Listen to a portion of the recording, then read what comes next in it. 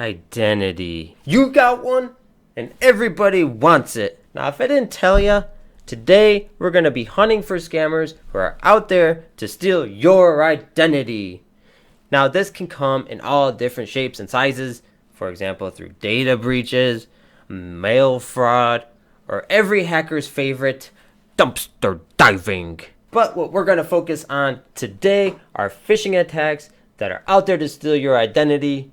So if you're wondering, how do we expose these types of phishing attacks? Well, my friend, a new phishing site launches every 20 seconds, and I just happen to be scanning for some. So let's expose some scam sites out there targeting victims into losing their identity this week on the Secret Letters of a Hacker. Lights, camera, action.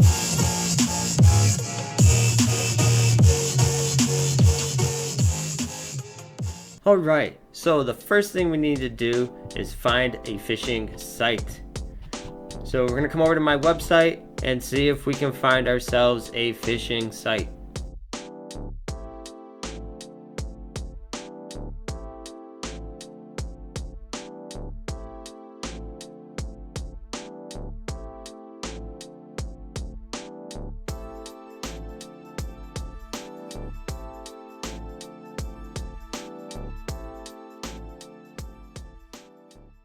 Alright guys, so here we go, a fake PayPal login site.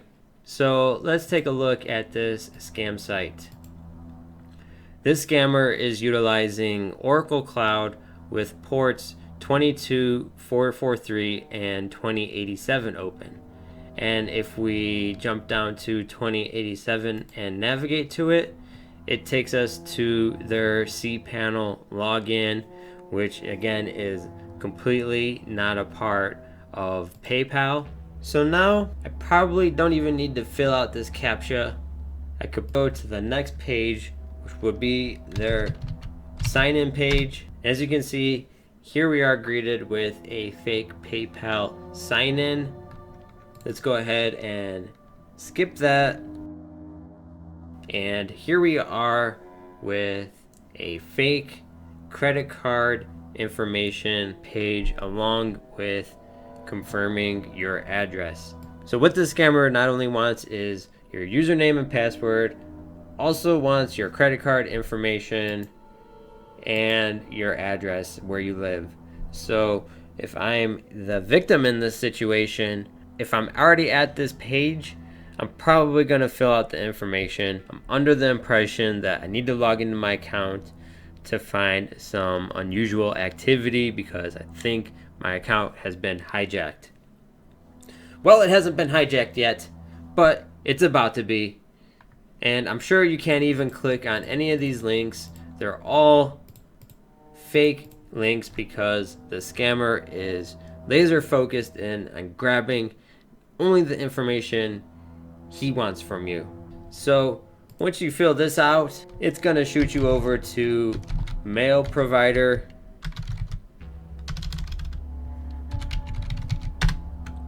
Reconfirming your email provider and password. And then it sends you over to uploading your identity. This scammer wants username and password, where you live, credit card information, and now your passport, national ID, or driver's license.